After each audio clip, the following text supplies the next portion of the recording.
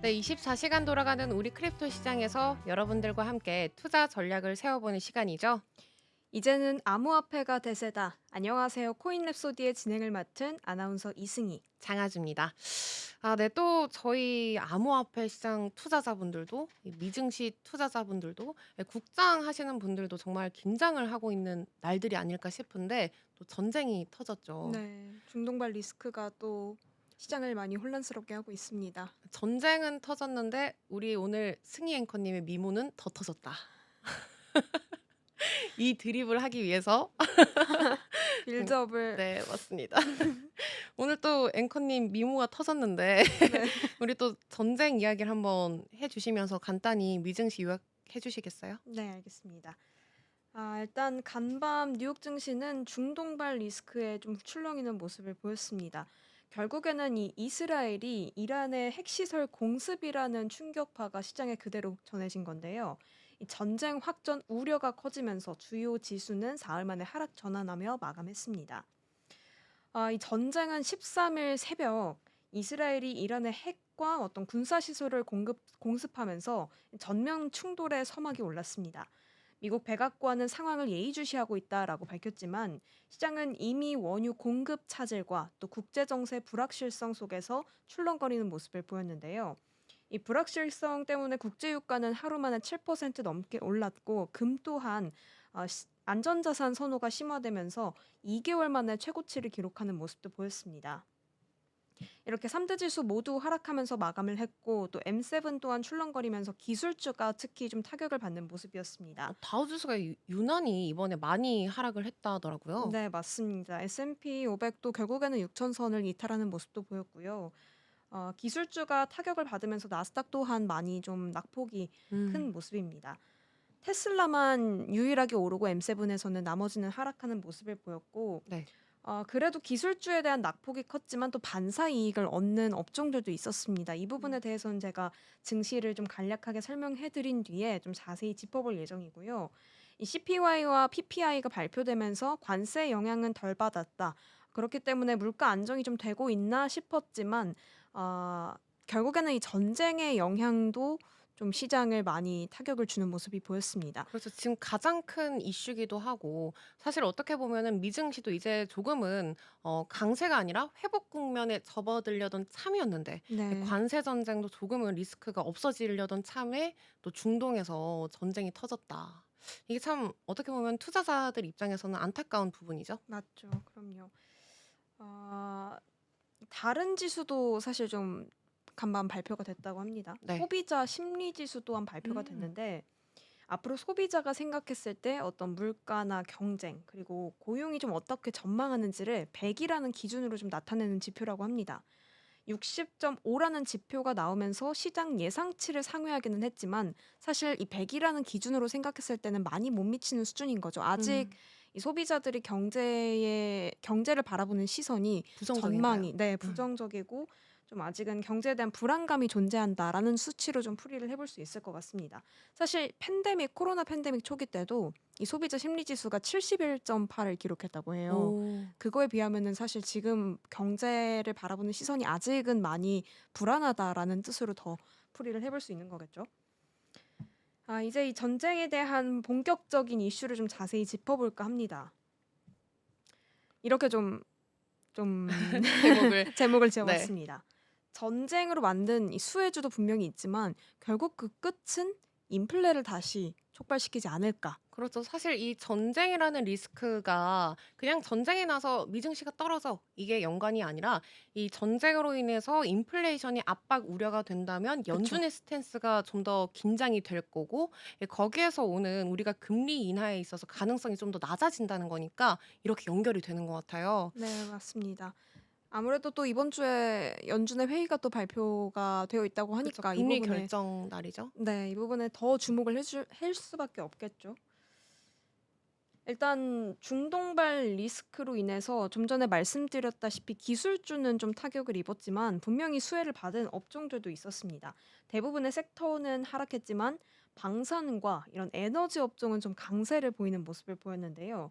일단 방산주부터 좀 살펴보자면 이 지정학적 리스크 확대와 또 미국의 군수 지원 기대감에 힘입어서 급등하는 모습을 보였습니다. 특히 이란의 보복에 대해서 트럼프가 이스라엘을 방어해주겠다라고 하면서 좀 지원을 네네. 예고하기도 했었죠. 그렇기 때문에 미국의 군수 지원 기대감에 좀 급등하는 모습을 보인 것입니다.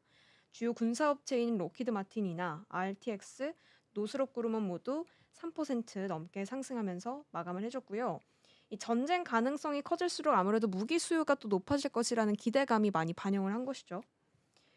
이어서 에너지주도 일제히 상승을 했습니다. 엑손모빌, 세브론, 다이아몬드백 에너지 모두 좋은 흐름을 보여줬고요. 특히 이 WTI 유가가 어 장중에 아주 14%까지 넘는 돌파하는 모습을 보이면서 정말 원, 많이 올랐죠. 네, 원유 관련 ETF도 덩달아서 오르는 모습을 보였습니다.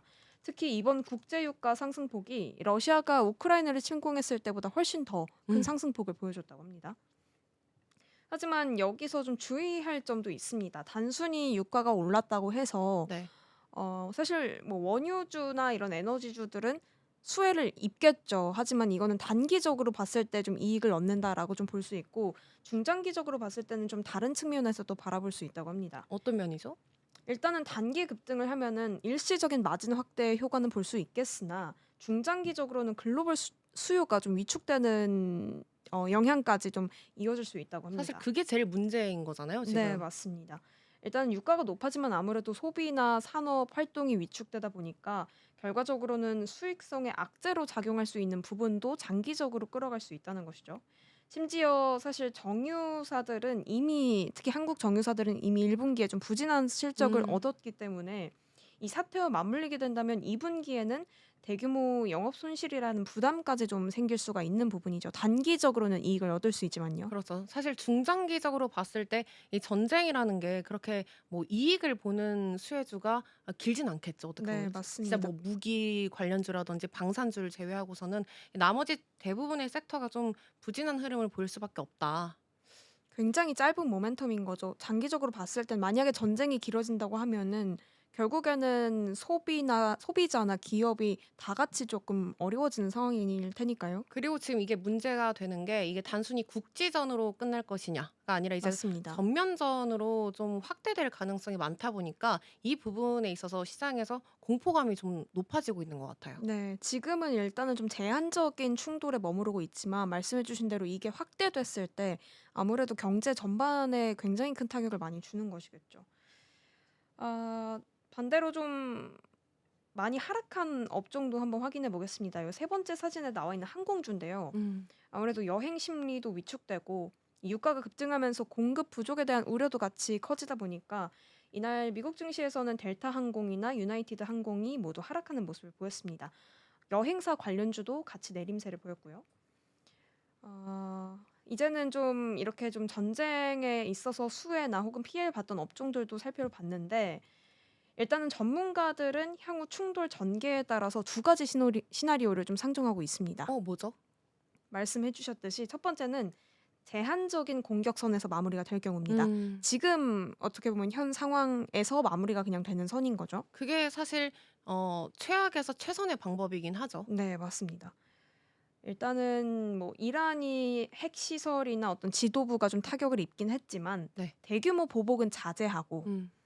드론 공격이나 미사일 사용도 제한적으로 좀 사용하는 선에서 그치게 될 경우를 어 의미하는 그래도 지금 상황입니다. 이란이 "먼저 멈추면은 우리도 더 이상 개입하지 않겠다."라고 말한 만큼 사실 이란도 그렇게까지 트럼프 대통령의 눈치도 있을 거고 네. 이걸 전면전으로 확대하고 싶진 않을 거라는 거죠. 그쵸. 그렇게 되면 어떻게 보면은 미국과의 전쟁도 같이 음. 선포를 하는 거죠. 아무래도 그렇죠. 트럼프가 좀 친이스라엘적인 성격을 가지고 있으니까.